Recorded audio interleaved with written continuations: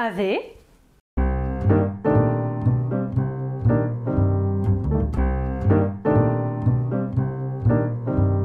Prenez place et oubliez l'ouvreuse parce que là où on va, il n'y en aura pas. En effet, je vous propose aujourd'hui de revenir à une période qu'on avait vue au tout début de la chaîne, le théâtre antique. On en a fait du chemin jusque-là, on va avoir bientôt les 1 an de la chaîne, et d'ailleurs je prépare une vidéo un peu spéciale avec plein d'annonces dedans, vous verrez. Enfin bref, la dernière fois on était allé voir chez les Grecs, cette fois-ci on va aller voir chez les Romains. Alors, on va se mettre d'accord d'abord sur les dates. L'Antiquité, c'est une période gigantesque avec différents âges et différentes périodes, et tous les historiens et historiennes ne sont pas d'accord sur des dates fixes. Pour s'accorder, on va se placer par rapport aux textes théâtraux qu'on connaît de l'époque, ainsi que sur les traces archéologiques de lieux qui ont donné à voir des représentations théâtrales et des spectacles en tout genre. On ne va pas que s'intéresser au théâtre aujourd'hui, car les Romains ont eu plein de types de spectacles vivants. N'hésitez pas avant à regarder ma toute première vidéo sur le théâtre grec, car je vais revenir très succinctement sur quelques éléments qui y sont expliqués. Et ce, même si la qualité de la vidéo est existante, peut-être.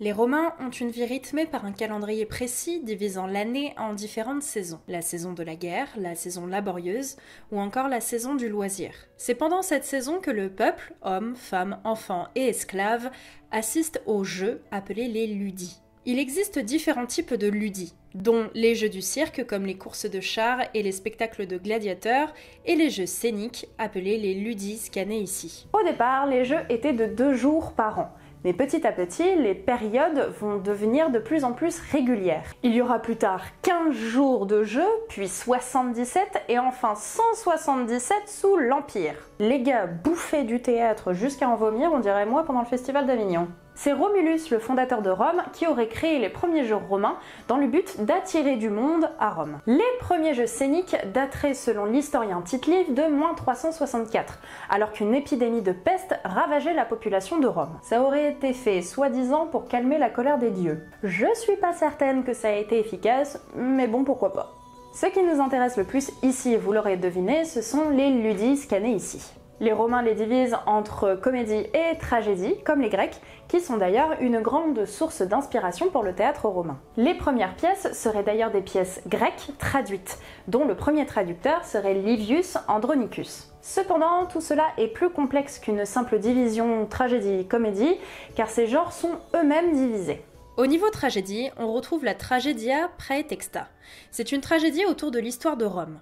La tragédie romaine, contrairement à la tragédie grecque, laisse tomber les résolutions divines. Elle met l'accent sur le spectacle de la violence, tant visuelle que verbale. On trouve des morts violentes, des fantômes crient en vengeance, un peu ce que je vous disais dans le théâtre élisabétain. La mise en scène de la violence se fait à travers le furor, la folie furieuse, où un personnage en vient à faire des actes très violents tout en étant responsable de ses actes. Le plus important auteur de tragédie est Sénèque, dont on a conservé 10 pièces complètes, dont Médée, Oedipe, Agamemnon, Phèdre ou encore Thyeste. La comédie, quant à elle, a plusieurs sous-genres dont les noms proviennent de tenues.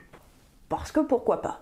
On a la Commoedia palliata, la Commoedia togata et la Commoedia trabeata. Au 1er siècle avant Jésus-Christ, un pendant de la comédie s'est développé qu'on appelle le mime. Alors attention, je ne parle pas du mime moderne, ce type de représentation sans parole est uniquement gestuelle. Le mime romain est une pièce où des acteurs et des actrices jouaient pieds nus et sans masque de scène. L'intrigue et les dialogues étaient simples, en prose. Le jeu était plutôt gestuel, voire dansé. Après le mime vint le pantomime. C'est une représentation à un seul acteur-danseur qui mimait, au sens moderne cette fois-ci, une histoire soit tragique, soit comique. L'acteur pouvait jouer plusieurs personnages à la fois. On sait que les Romains portaient dans la comédie une tenue précise, une tunique, des chaussures plates et un caleçon.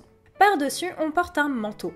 Dans la comédie, la toge est unifiée et ne permet pas par sa forme d'identifier l'âge, le métier ou la classe sociale du personnage. C'est la couleur et la matière qui permettent de les distinguer et de les reconnaître. Les comédies étaient masquées, et chaque masque, par sa forme et ses couleurs, correspondait à un personnage. Au fil des siècles, on a assisté à une forme de professionnalisation, avec la constitution de troupes, généralement de 5 acteurs qui étaient des esclaves, avec en plus des musiciens, des figurants, voire des techniciens machinistes. Ils sont tous dirigés par un chef de troupe, le Dominus Gregis. Ces troupes et ces acteurs étaient en principe des hors-la-loi. L'acteur était alors marqué d'infamie. Il perd alors ses droits politiques, juridiques et sociaux. Il ne peut plus voter, faire la guerre ou faire une demande en justice. Être acteur chez les Romains, c'était pas le meilleur plan de carrière. Les acteurs étaient de bons orateurs. Ils devaient également avoir un beau corps, selon les conventions esthétiques de l'époque, vous m'avez compris. Ils étaient épilés de la tête jusqu'aux pieds et n'avaient pas de cheveux. Ils devaient porter également une toge ample et peu serrée à la ceinture,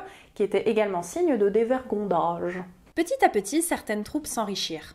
On trouve parfois des célébrités au sein des troupes, voire même des personnalités de la vie politique, comme l'empereur Néron, qui montait sur scène de temps en temps. Et voilà un point très important à Rome. Le théâtre, ça sert à faire campagne et à gagner des électeurs. Certains magistrats ou personnalités politiques finançaient une compagnie afin de gagner la sympathie du peuple, et d'autres politiciens n'hésitaient pas à cracher sur les pièces qui étaient financées par un rival. Grâce à ces financements, les premiers jeux ont pu trouver des lieux dédiés au sein de Rome. En effet, les premiers jeux étaient montrés dans des espaces provisoires, des théâtres en bois, où les spectateurs étaient debout. L'État a ainsi commencé à bâtir des lieux pour le théâtre. Le premier théâtre construit à Rome est assez tardif. Il s'agit du théâtre de Pompée. Construit en 55 après Jésus-Christ, il pouvait contenir jusqu'à 20 000 places. Ces lieux sont construits sur le modèle du théâtre grec, avec toutefois certaines différences. On trouve en effet dans le théâtre romain toute une machinerie et un déploiement du spectaculaire. Des toiles peintes en trompe-l'œil, parfois à double face pour permettre un changement de décor, des machines, des systèmes de trappes pour faire monter des acteurs depuis le sol. Le mur de scène, soit le frons scaenae, est très haut et très ornementé. Il montre 3 portes et sert aussi de coulisses. Le théâtre romain n'est ainsi plus construit à flanc de colline comme le théâtre grec. Il s'agit d'une construction intégrale d'un bâtiment à part entière entouré d'un mur d'enceinte. Le public accède au bâtiment par des galeries creusées, dont les ouvertures s'appellent les vomitaria, et qui débouchent sur les gradins appelés la cavea. Le public est installé dans la cavea de façon très hiérarchisée.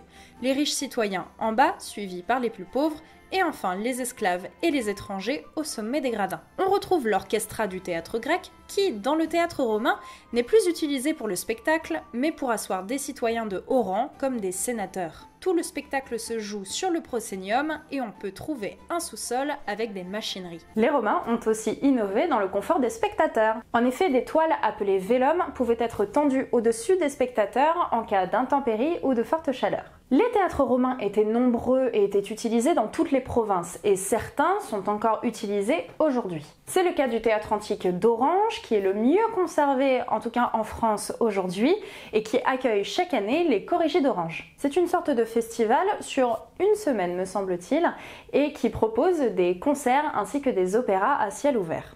Ainsi, le théâtre romain a ses propres particularités, et il est important d'arrêter de le comparer au théâtre grec, comme si le théâtre romain était une pâle copie de ce dernier. Je vous conseille vraiment de lire des pièces du théâtre romain antique, notamment des tragédies. Elles sont pour moi beaucoup plus faciles à lire, mais aussi plus violentes et plus humaines que les tragédies grecques. Comme d'habitude, je vous laisse des conseils de lecture en bas dans la description, et nous, on se retrouve le mois prochain. Ciao!